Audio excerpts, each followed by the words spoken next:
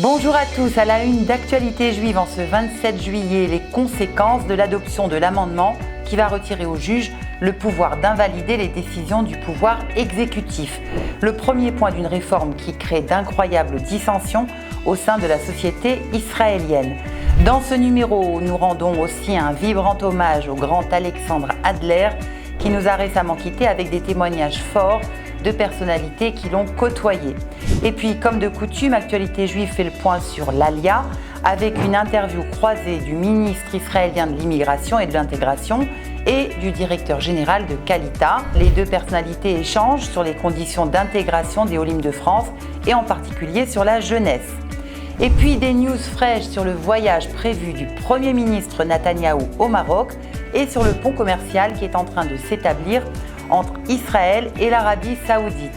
Le cahier Israël dresse le portrait d'une franco-israélienne, Béatrice Koskas, modèle de persévérance.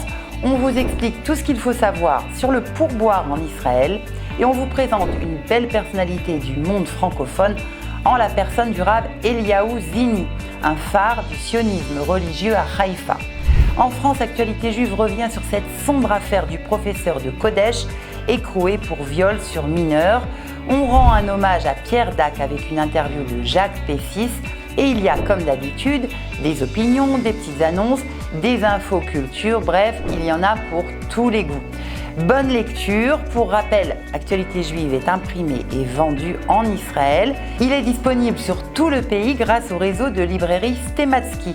Pour ceux qui hésitent à sortir par cette canicule, il leur suffit de s'abonner. À la semaine prochaine. Pour vous abonner au meilleur de la presse francophone en Israël, une seule adresse: www.actualitéjuive.com/israël-abonnement ou contactez-nous au 058 461 62 62.